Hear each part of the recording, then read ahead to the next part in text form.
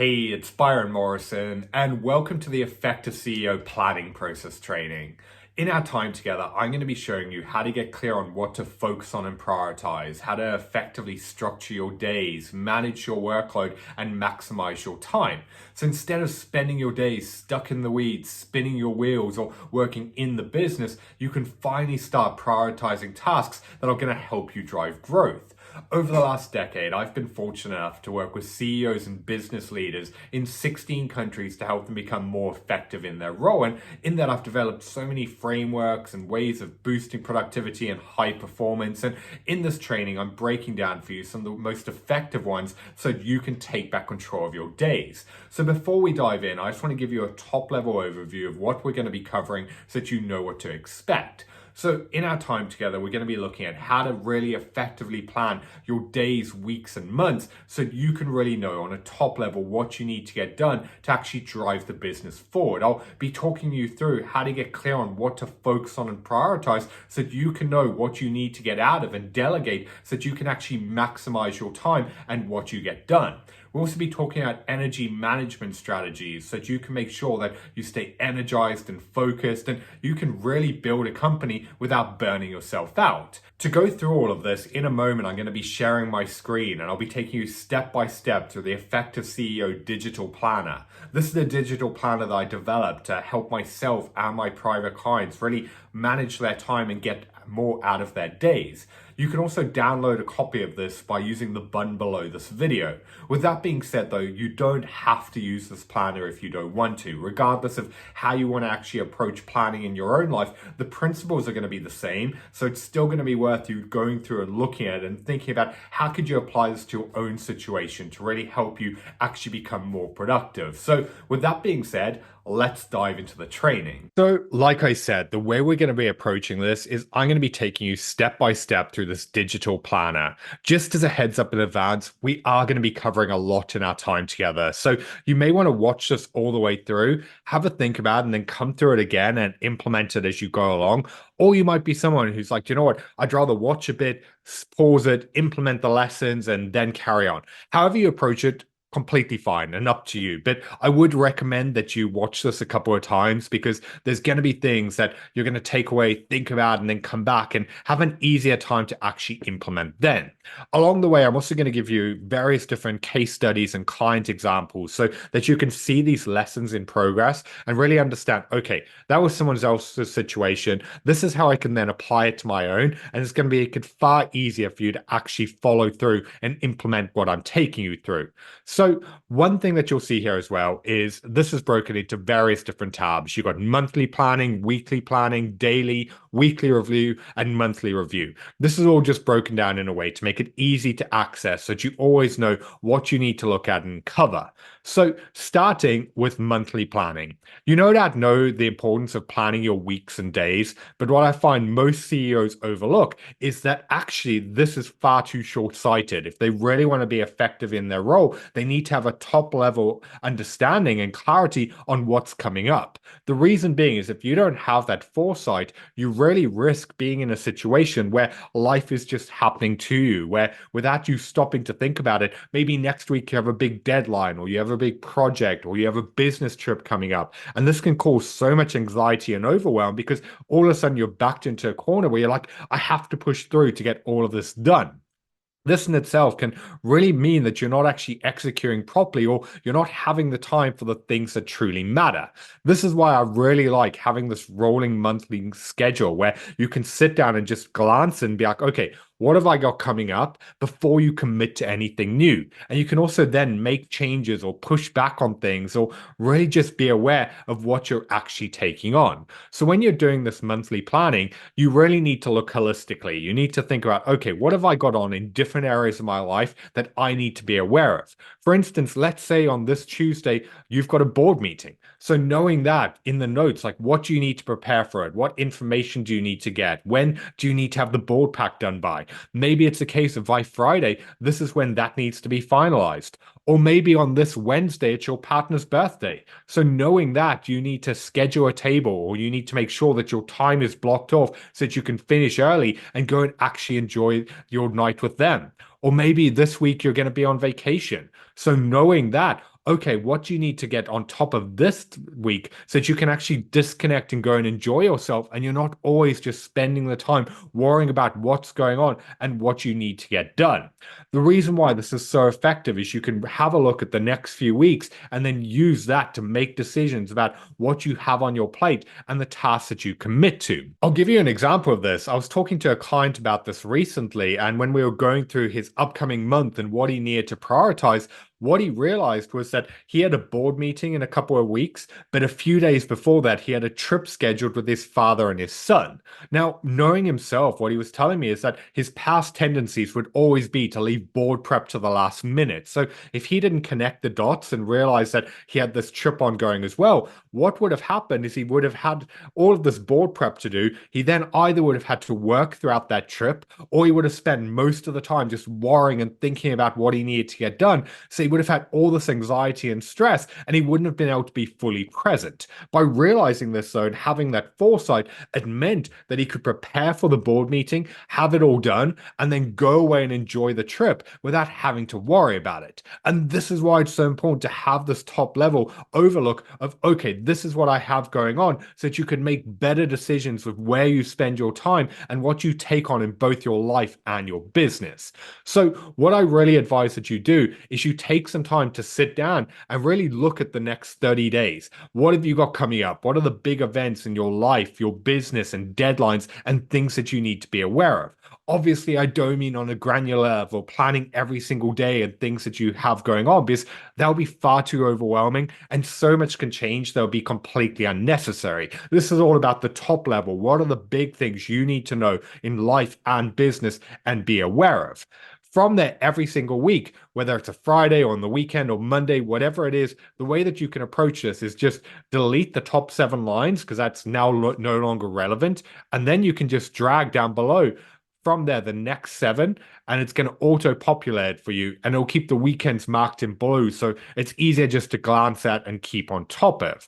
What I found generally for most people is 30 days rolling is absolutely perfect. They don't really need to have more than that, but obviously with everything there are going to be exceptions.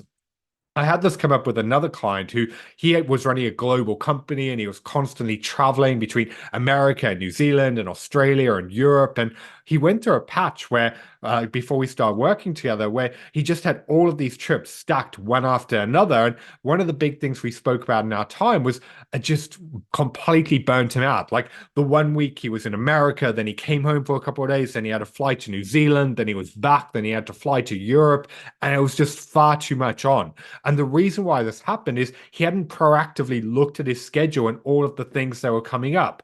This is why he overcommitted. And that's why for him, we actually had to make this 30 days turn into 90. Because by doing so, then when a business trip came up, he could have a look. When was these other trips? And is this something he actually wanted to commit to? And his new non-negotiable was he was going to have at least 3 to 4 weeks in the kind of gap in place before he went on some next big trip. So for him, that foresight just was really effective. So you need to think about your own situation and what's going to work for you. But in most cases, 30-day rolling schedule is going to be more than enough for you to start having the ability to make better decisions about what you take on. So once you've got the monthly planning in place, we can then shift our focus to the weekly planning. Just as a heads up, this may look a little bit overwhelming at first, but once I talk you through all of it, you'll see that actually it's really straightforward and it makes perfect sense.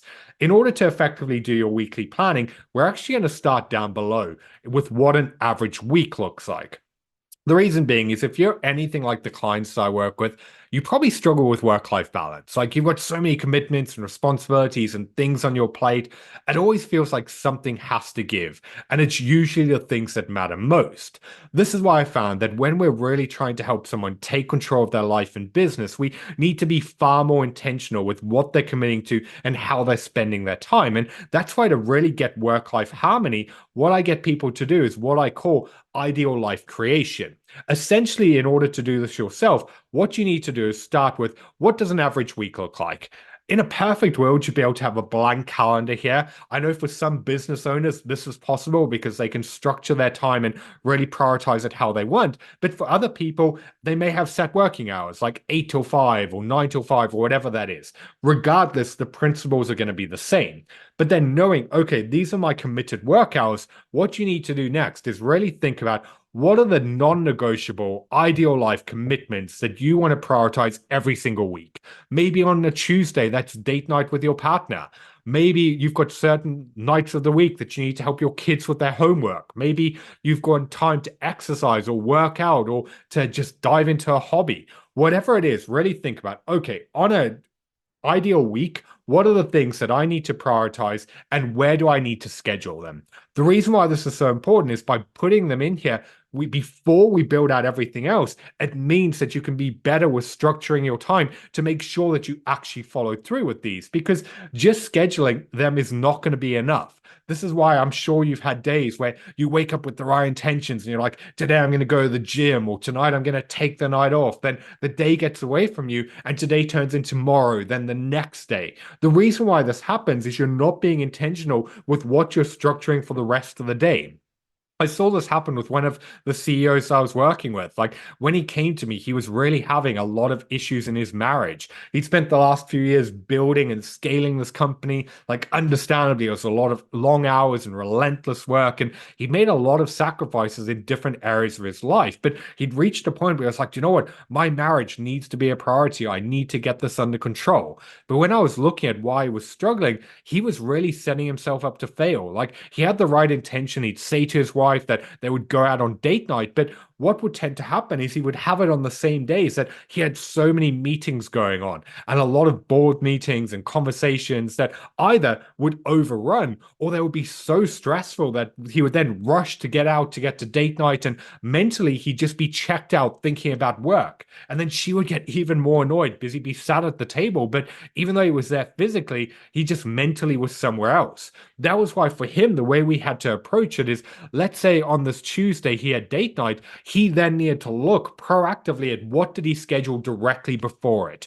What were the tasks that he was taking on? If it was a stressful meeting, it needed to be pushed and moved somewhere else. This is where you could really get the intentionality to know, okay, these are the things I'm going taking on, and this is where I'm actually putting my focus. Because if you don't look at what's going on directly before, you're going to have huge issues where things are going to overrun, and you're probably not going to be able to follow through with the things that truly matter. The next thing once you've kind of scheduled these ideal life creations, I want to talk to you about is how you're actually approaching your days and your routines. Because what I find that most people do is they tend to have the same routines every single day. They get up at the same time, they take on the same things, they have the same commitments. And while this can work from a high performance standpoint, it's far from optimal. And that's why I want to give you an example of this. And then I want to talk you through how to change your thinking and implement this yourself. You see, I had one CEO come to me who found that he was absolutely crushing Monday and Tuesday. He was waking up, he was energized, he was focused, he was getting loads of work done. Wednesday, though, was kind of less productive. He was feeling a bit tired, he wasn't as effective. Thursday was even worse, and Friday was a complete write-off. It was just one of those days of just trying to push through and get to the weekend. And this is the cycle he was repeating every single week. And what I found is that he was pushing far too hard on Monday and Tuesday, that he was just burning his energy out, so he didn't have enough left for the rest of the week. So for him, what I really started to encourage was that instead of approaching every single day the same, we needed to implement what I call push and pull days. A push day is a day that you go harder. You get up earlier, you take on more bandwidth tasks, you push yourself a little bit more. A pull day is when you step back. You focus on recovery, on rejuvenation, you have lower bandwidth tasks, and really allow yourself to get your energy back. So in practice, what this looked like for him was I suggested Monday and Tuesday, he was crushing. Keep them as push days. Wednesday, though, we needed to treat as a pull day. He would sleep in, he would have a later start to the day, he would have less meetings and lower bandwidth tasks. He'd finish early, go to the gym, get a massage, play golf, whatever he wanted to do just to relax and unwind.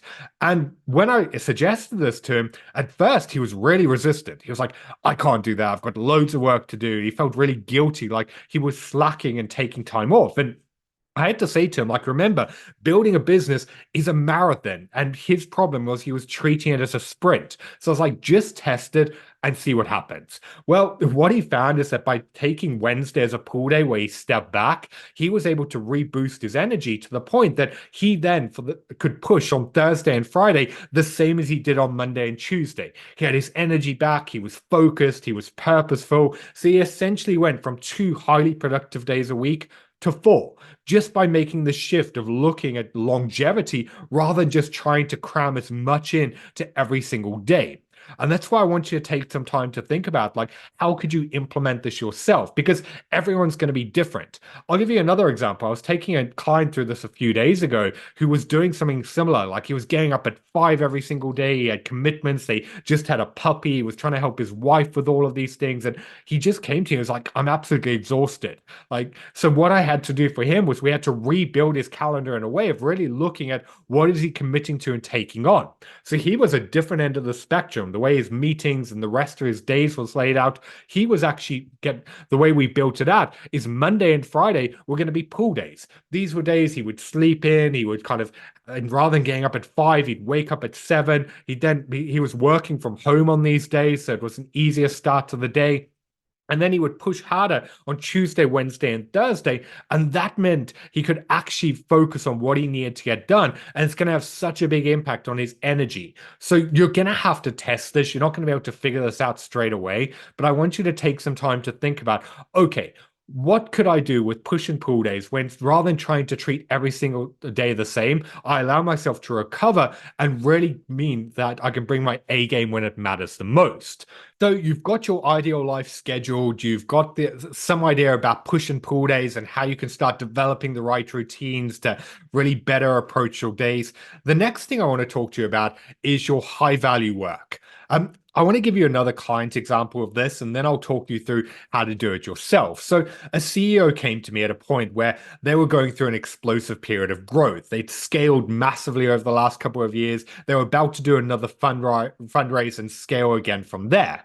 What he found, though, is that he was just not having the time and bandwidth to really prioritize the tasks that he needed to get done. Because for him, he needed to be spending a lot of his time dealing with investors, building relationships, giving pitches and presentations. But what he found is that so much of his day was just spent putting out fires and dealing with other people's problems that if he was lucky by 3 o'clock, maybe he would get an hour to focus on these tasks. To make matters worse, though, because of everything else that was going on, he was just mentally and emotionally and energy wise tapped out. So he really didn't have the focus to be creative and to do these tasks at the level that he needed to. When I started breaking it down, what I uncovered was he was approaching his days following the standard productivity advice. He'd create a to-do list, he'd figure out his most important things, he'd then schedule it and then dive in. And on paper, practices like this make perfect sense. But in reality, if you want to be a highly effective CEO, they can actually be catastrophic. The reason being is that to-do list and the things that you're taking on are often short-sighted. They're built around what is important on that day without really factoring in your bigger commitments and what you need to get done long term.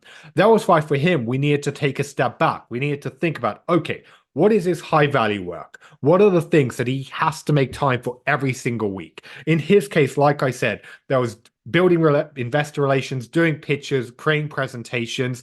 We then figured out, okay, how much time does he realistically need for these every single week? And he was like, I probably need about 15 hours. So that averages down to about 3 hours a day. The next thing we looked at is when is he most energized and in a state of flow and able to execute these at the level that he needs to. The reason why this is so important, like if he didn't get this next fundraise in place, he wasn't going to have a company to come back to deal with all of the fires and everyday problems. So knowing that in himself, that time needed to be scheduled for the mornings. So the way that we rebuilt his calendar around his high value work is we actually blocked out 9 until 12 every single day, Monday to Friday.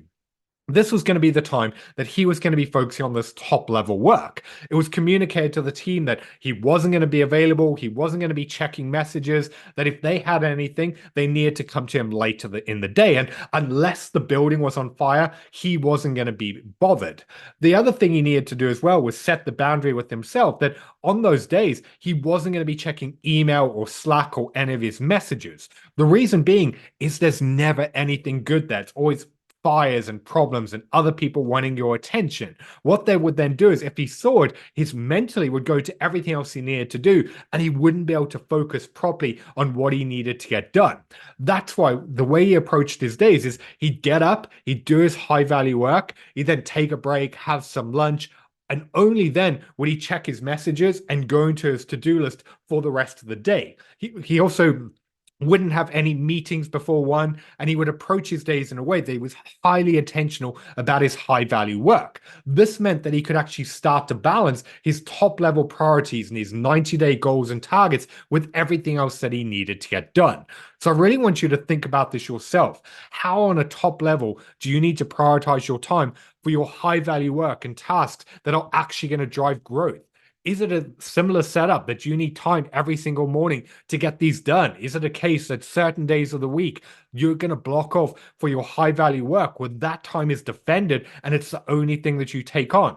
Everyone's going to be different. So take some time to think about for yourself. Okay, what are the key things that you need to get done every single week that are going to get you to where you want to be? Now that you have your high value work scheduled, the next thing we need to look at are what are your reoccurring meetings and events every single week. For instance, let's say every Monday at 1 o'clock, you have a meeting with your CFO. Maybe every Wednesday, you have a marketing or operations meeting. Maybe on other days, you have one-to-ones with different members of your team. The reason why I want you to block this out here is it gives you a glance of, okay, what have I got on an average week that I need to be aware of? This is going to be so important because I find with a lot of the clients I work with, they're their own worst enemies. They overload themselves and overcommit to the point that they back themselves into a corner where they're constantly feeling overwhelmed by everything they need to get done.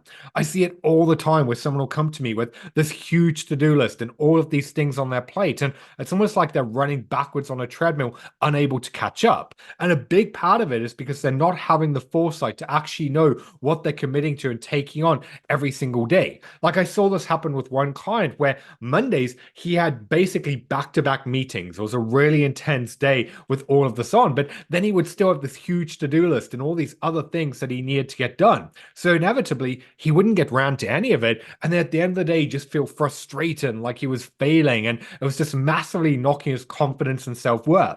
That was why by us actually looking, you know what, this is what a Monday looked like. This is a push day to get through meetings. He could then be at peace with the fact that he wasn't going to get round to anything else. And that was okay because he could then allocate that time for other days and be far more intentional with it. That's why I want you to go through and just look at what does the average week look like. You've got your ideal life non-negotiables. You've got your high value work time scheduled. You've then got your meetings and reoccurring events so that you can just look at a top level. Okay, before anything else happens, this is what's going on so that you can really understand what you're actually committing to and taking on. Now, before we get to any actual planning, we need to talk about where you're actually spending your time. Because if you're anything like the clients that I work with, you probably feel like there's so much on your plate that you have all of these responsibilities and priorities that you don't really know where to begin. And this is something that I see all of the time when I first start working with someone because they are so involved in everything that they don't really stop to think about what they actually need to remove themselves from or what they need to delegate to actually free them up to focus on the things they need to do.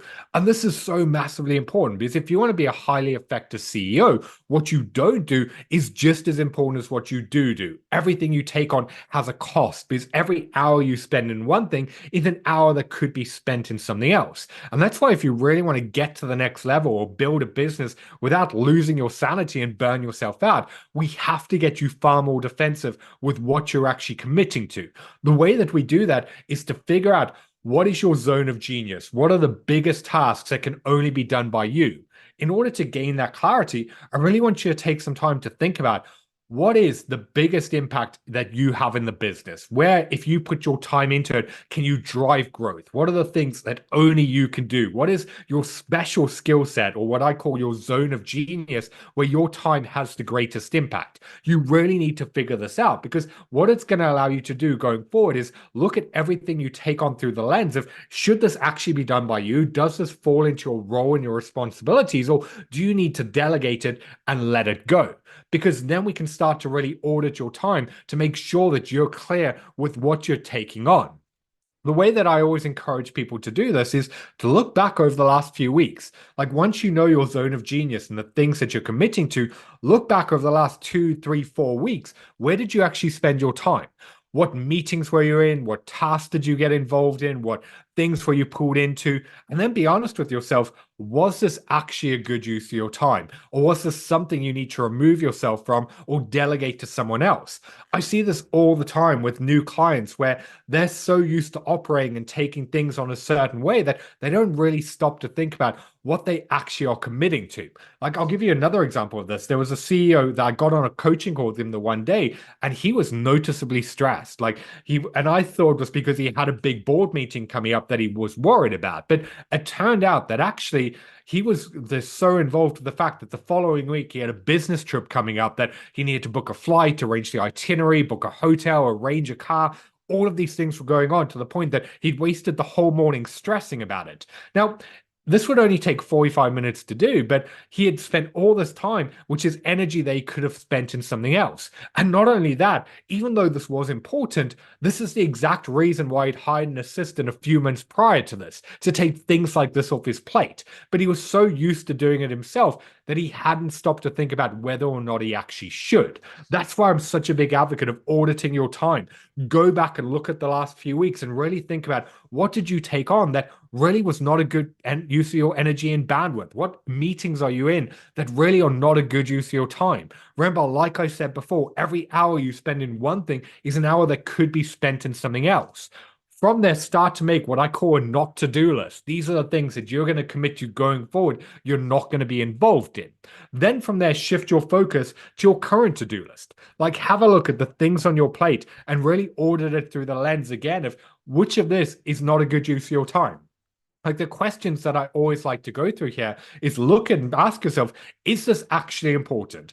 As in, is getting this done actually going to drive growth? Is this aligned to your 90-day goals and targets? Is this going to get you closer towards you want to be? If the answer is no, then delete it and remove it. If the answer is yes, then ask yourself, does this need to be done by you? If yes, it stays. If no, who do you need to delegate it to and let go so that you can free yourself up to actually prioritize what only you can do?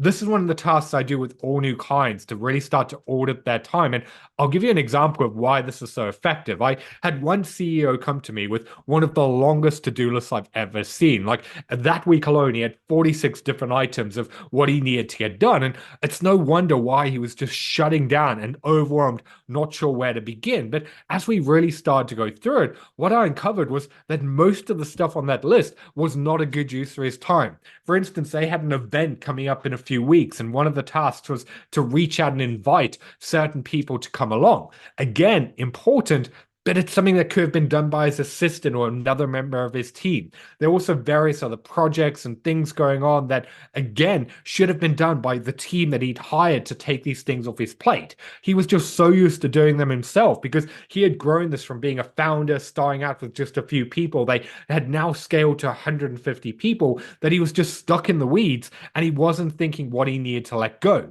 And this was a huge problem because it meant that he was the bottleneck in the business. He told me that so many people had this ongoing frustration in the business because they knew if they sent something to him, it'll be a couple of weeks before he made a decision. People weren't feeling empowered to do their jobs, and he was just so overwhelmed, he wasn't getting what he needed to done.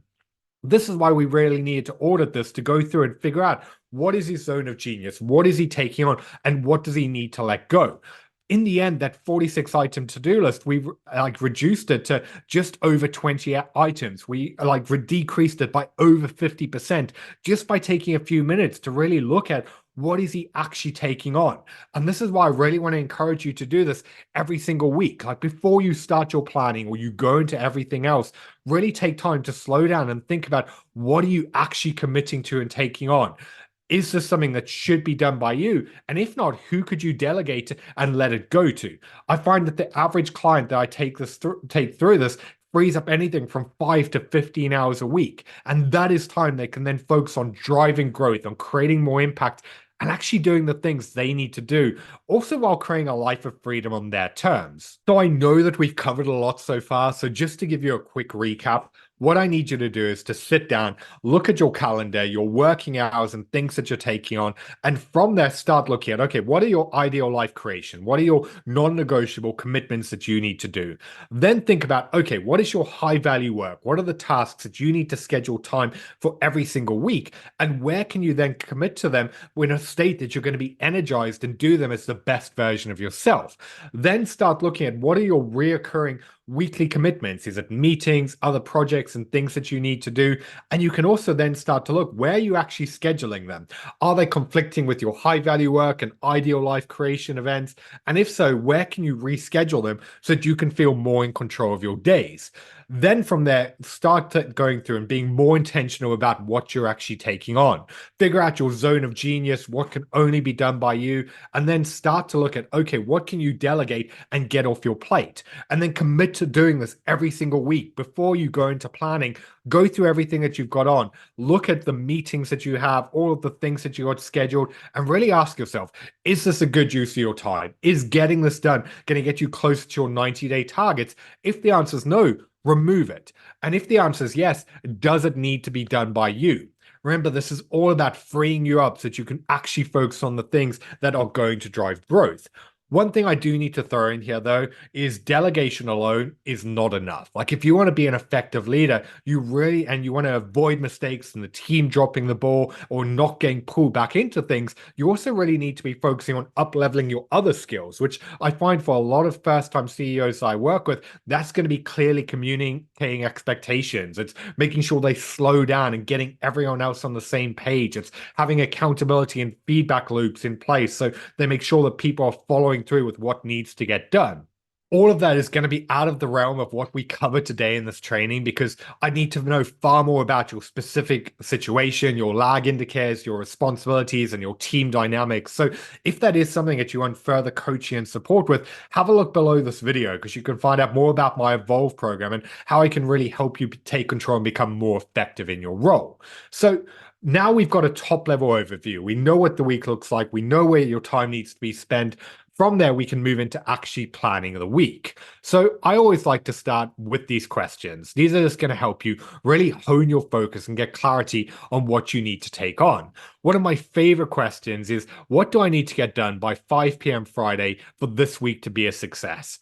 The reason why I love this question is I find with a lot of the people that I speak to, they say to me that they're so busy, but they regularly have days and weeks where despite just never stopping, they don't actually feel like they achieved anything or they didn't move anything of value forward. This is why I love just reverse engineering the week. Really think about, okay, what needs to be done by Friday for you to look back and feel like, you know what? I moved forward this week. I got done what I needed to. Because of that, what is your biggest focus? Like, what are the key things that you need to prioritize and take on so that you actually get the things done you need to do? What challenges do you see coming up this week? Maybe you've got a tough conversation you need to have. Maybe there's a day where you're going to be at the office and you need to prepare for it. Whatever it is, rather than, again, like I said before, life happening to you, this is your chance to really set yourself up in a way that you can proactively feel prepared for what's going on. How are you going to address this challenge? Is it that you know there's a tough conversation, so you need to get all the information, you need to mentally prepare yourself? Is it a case of you're going to be at the office all day, so you need to delegate and set expectations so that the team follows through with what you need to do? Think about this now. It's going to make your life so much easier when you plan for it. What actions do you need to take this week to show up as your best self? Maybe it's a case of you're feeling a little bit tired at the moment, so you need to make sure that you're getting to bed on time. Maybe you need to make sure that you're planning your days so that you know what you need to focus on. Maybe there's other habits and routines you need to develop that are going to allow you to actually feel your best self. What do you need to remind yourself about your goal, self, and journey? I find a lot of people get burnt out because they lose sight of why they started to begin with, or they're so caught in the day to day, they're not actually thinking about their 90-day targets and where they're going. And if you don't have a clear aim that you're going for, you're going to miss. And this is why I'm a big advocate of always slowing down and recalibrating, thinking about what am I taking on? Is it aligned with where I'm trying to go? And then finally, what additional help and support do you need?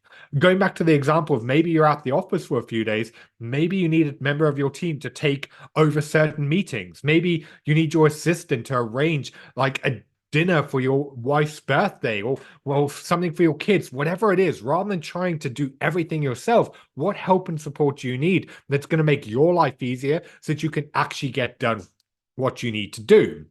From there, we can then start looking here. Like, what are your key things to be completed? Like, this is your to-do list, your main things that you need to take on. What is your top priority? As in, you need to get these done this week for this week to be a success. And what are your targets? Targets are anything tangible. Like maybe you want to generate X amount of revenue. Maybe you want to speak to X amount of new investors. Maybe you want to have something with X amount of new clients. Whatever it is, you need a clear target that's going to help you judge whether or not this week was a success. And also, that's going to be something that you can then gauge. Say, by Wednesday, you're falling short. Maybe you need to prioritize what you focus on. So you're always on a top level understanding, okay, this is the things I need to get done. Radar is anything that's important, but maybe it's not a priority right now. Like maybe in a couple of weeks, you've got a deadline for a project or you've got an upcoming event that you need to source materials or information. It's something you don't want to forget about, but so you have it there, so it's top of mind, but it's not something you really need to be doing anything for right now. And then study is anything you want to learn. Maybe there's a book you want to read, a course you want to do, whatever it is, rather than just losing sight of it, put it in here so that you can know, okay, I need to schedule time for it accordingly. Then you can start going in your day to day. I always find it helps having a look at what does your average week look like, and then from there you can start making decisions about what you take on. I gave the example before about that client who he on Monday had all of these meetings, meaning he wasn't going to get around to everything else, meaning that day from a high value work standpoint was a complete write-off. This is the reason why it's so important to look at this is I find with so many of the people that I work with, they're their own worst enemies. They overload themselves and overcommit to the point that it never feels like what they're doing is enough. And this is why it's so important to recognize that you only have so much time and bandwidth. And a lot of the time, the pressure that you're putting on yourself is self-imposed. Like it's because you're a high achiever and you want to get all of these things done and you want to execute and operate at pace.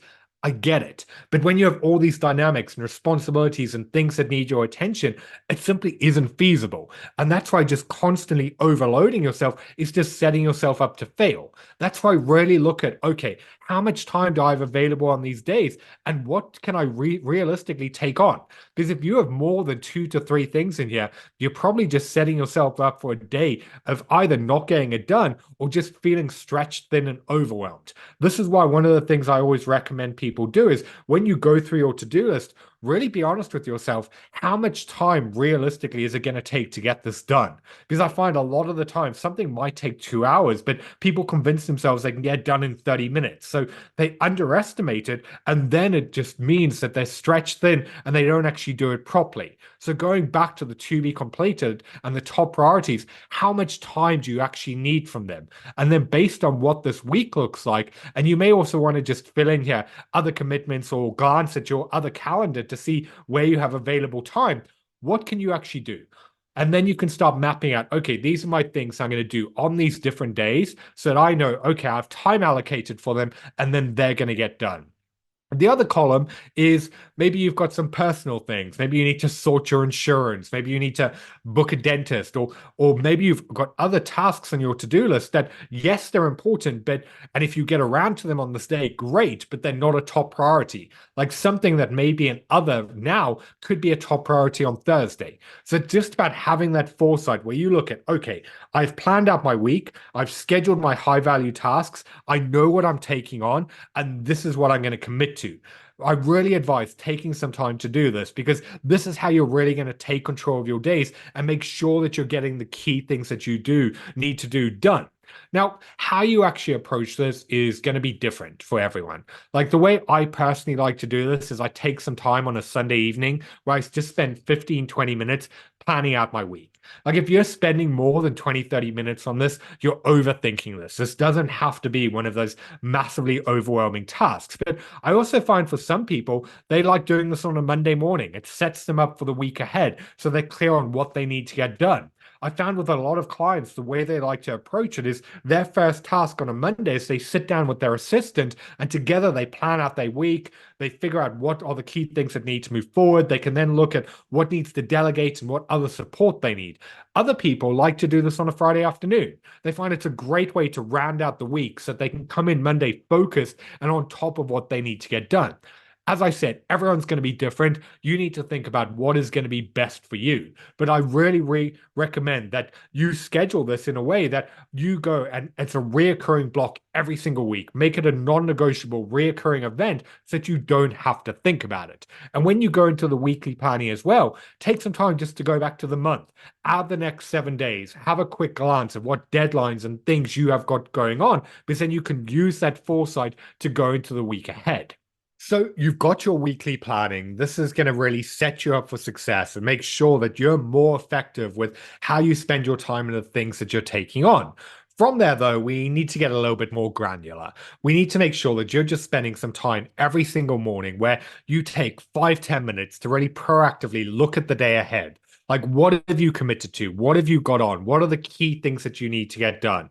This is something that so many CEOs I work with don't do properly because they're so busy. Their default way of approaching their day is just to dive in and go, go, go.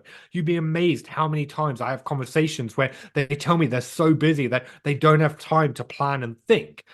When someone's in that state, I really have to challenge them is if you have so much on your plate, you don't have the time not to do this. Because if you don't have a clear focus and intention, it means you're just going to be going through your day with no intentionality. You're going to be pulled into reactive problems. You're not going to be clear on what you're focusing on. And life is going to be happening to you where everything feels out of your control. And this is why I really want to encourage you to get into the routine where you start your day by taking 10, 15 minutes to really think about what does the day actually look like.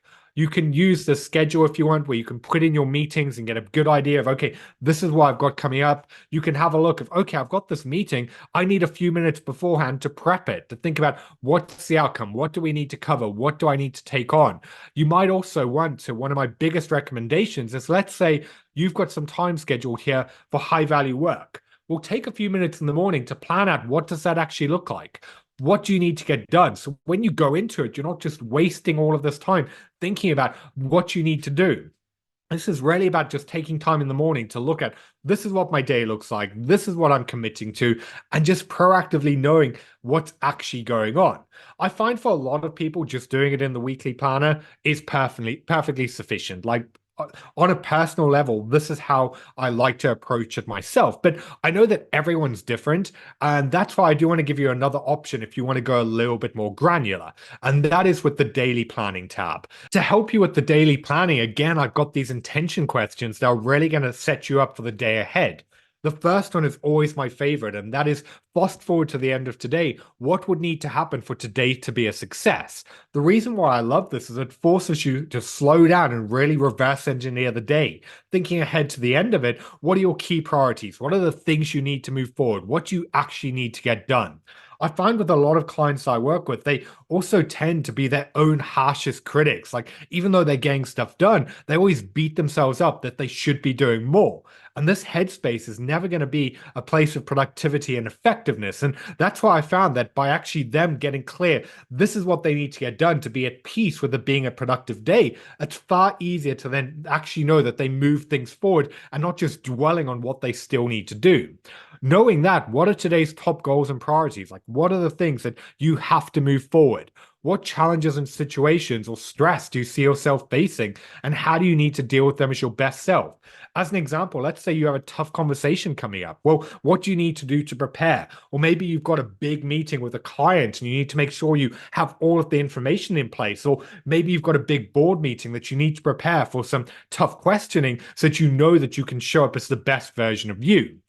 going to beyond that is how do you need to show up as the best version of yourself today? I find for a lot of people, they just get stuck going through the motions, or you have one of those days where you're tired and you just know you need to push through. So really take some time to think about who's the next level version of you? Who's the leader that shows up powerfully, who makes the right decisions? How can you force yourself to show up as that version of you in everything that you do?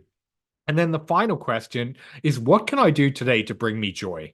The reason why I included this is I find that when you're running a business, a lot of the time you can get so pulled into the day to day that you can get pushed to a point where your business feels like a mental and emotional drain. This happened to me personally as I found that I really wasn't making time for the things that mattered most. And that's why I'm very intentional with thinking out like, what one thing can I do today that makes me happy? What can I do for myself that really brings that excitement in? Because if you don't have this structured in or being intentional with it, this is where you can get to a point where you start to wonder, are the sacrifices and what you're putting yourself through actually worth it? So that's why I love these daily intention questions, because it forces you to slow down and think about what you're taking on and what you're doing and what you're committing to. From there, again, you can just copy across what you've done in this kind of, say it's Monday, you can copy that across and paste it in so that you can see what the day looks like. You can look at your calendar and be aware of anything else that you're taking on or meetings. And then you can start to look at, okay, these are the top things I need to get completed. This is my radars and the things I need to be aware of. This is maybe taking time for studying. You can think of, okay, you've got a block in the afternoon where you need to read a book or a report or something else that's going to help you develop. And then also, what are your targets? Perfect example, I've got a client at the moment who a big part of his role is business development. And for even as the CEO of the company, it's something he needs to make time for every single day. So for him, his target is he has to make 3 calls to potential clients and nurturing relationships. And he has that on his mind daily. Also, are there other tasks that you need to make time for and be like, do you know what? I have to get these done every day or week in order to make sure that I'm moving forward. So that's why I love just going through it. Like I said, you can do this on the weekly planner. It doesn't have to be this granular, but I like to give you the option depending how you prefer to operate, because everyone's going to be different and you just need to figure out what works best for you. So that's really about how to approach this on a top level. I've taken you through how to plan your months, how to get clear on what to focus on and prioritize, your ways to develop your days and your routines and your state of flow. But one final thing that I do want to throw in here as well is scheduling tasks around your energy. Because what I find is a lot of CEOs tend to just schedule stuff where they have availability without stopping to think about how they're going to feel at that time.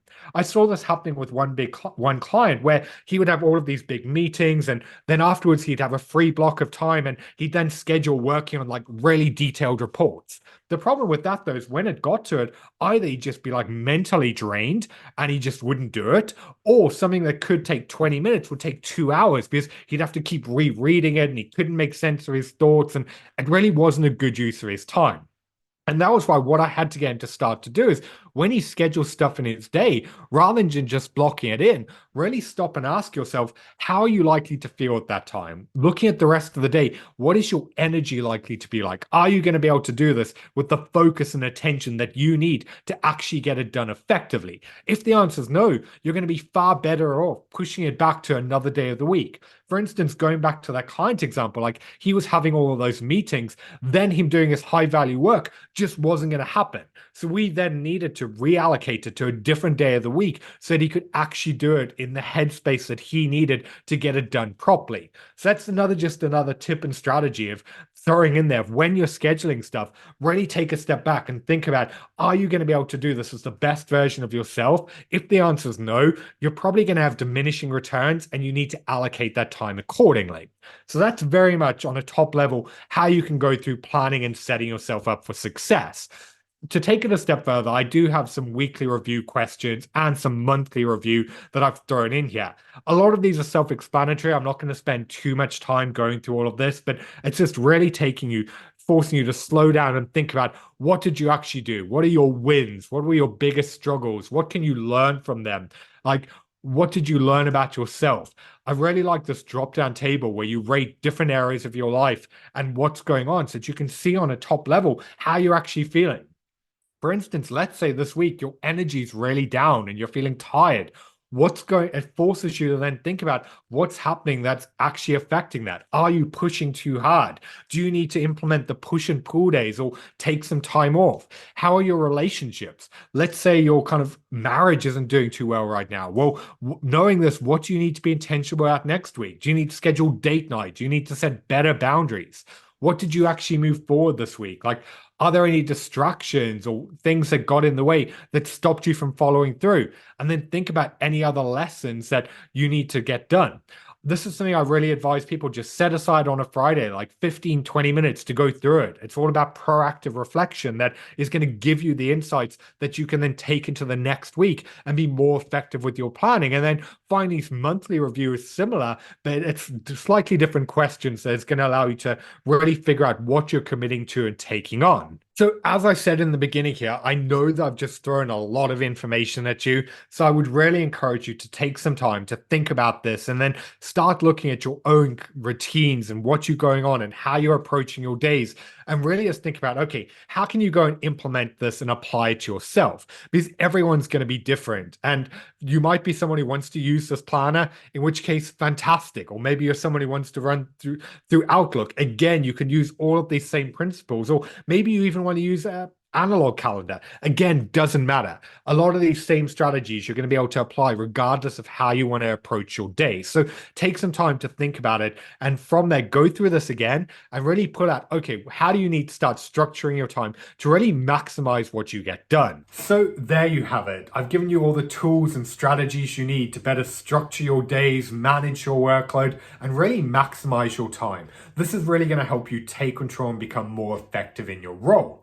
Have you ever thought, though, why you can give 100 people the exact same strategy, yet they all get different results? If the strategy is the same, then what's the difference? Well, it's their mindset, because that's what determines their ability to actually execute and follow through. And this is something that I see all the time in the people that I speak to, because the reality is there's a huge difference between being a founder or manager and being a highly effective CEO. When you're a founder, you're generally used to being involved in everything. If anything, you have to in order to build momentum and grow.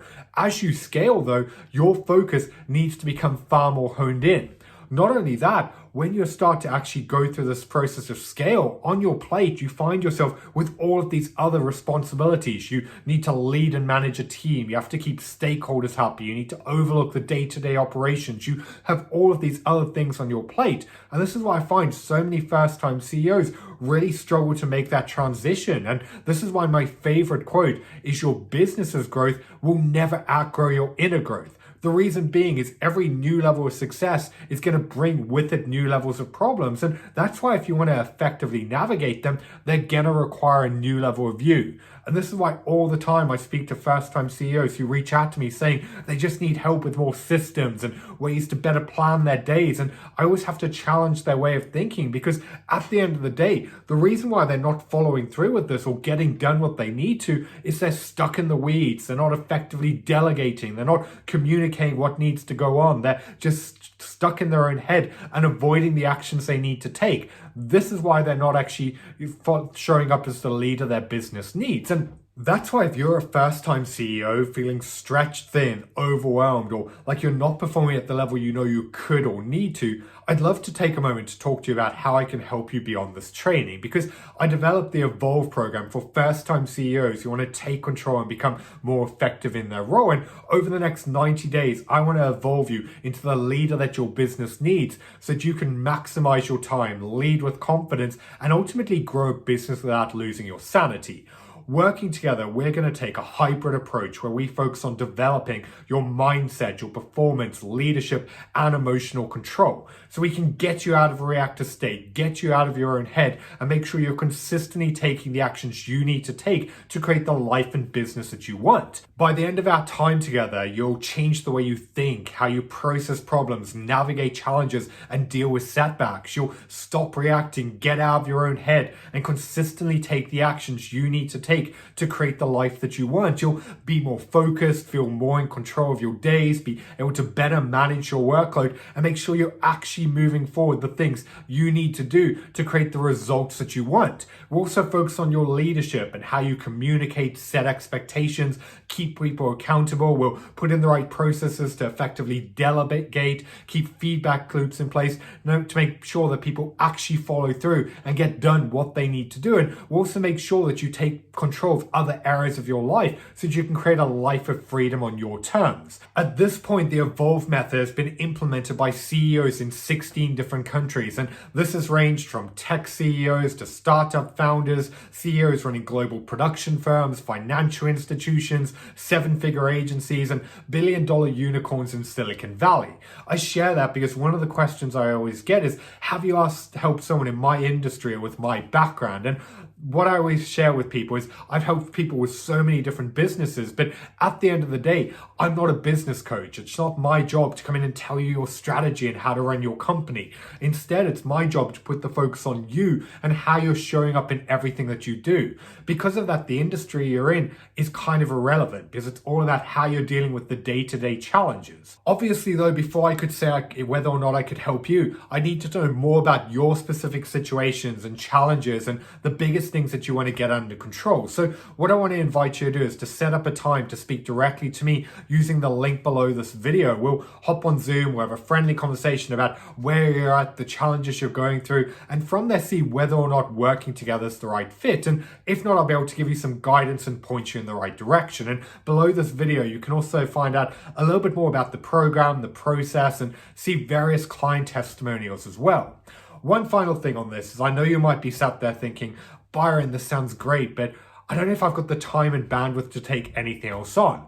And I get it completely. Every single client I've ever worked with, time has been their greatest challenge. And that's why the one thing I want you to know is this process is not about stacking more on your plate. Instead, it's about making you better at navigating the challenges that are coming your way and freeing you up to really focus more on what actually matters. This is why I find that my average client gets back anything from 5 to 15 hours a week. That's time they can then focus on growing the business, creating more impact, actually having a life of freedom on their terms. So if you're worried that this is just going to be another thing that overwhelms you, the way that we approach it is to do the exact opposite. So like I said, the next best step from here is if you want to find out more about this, check out the button below or set up a time to speak directly to me and we'll have a conversation to see whether or not this is going to be the right fit. So I hope that you enjoyed this training. Like I said, I know that there's a lot that we covered in here. So I really would encourage you to take some time to just go through it piece by piece. Look at the tools and strategies on how to get clear on what to prioritize. How are you going to structure your days with push and pull days and around your energy and state of flow? And then really commit to when are you going to do this planning. Consistency is going to be absolutely key here. And that's why I really want to kind of push you to set aside time, put it in your diary every single day to really think, this is when I'm going to plan, this is how I'm going to schedule, this is how I'm going to keep on top of things. The work that you do there is really going to set you up for everything else that you take on. So if you do have any other further questions, drop me a message. Like, you've got my email, feel free to reach out and I'm happy to help any way that I can. So I've been Byron Morrison. Thanks for watching and I look forward to speaking to you soon.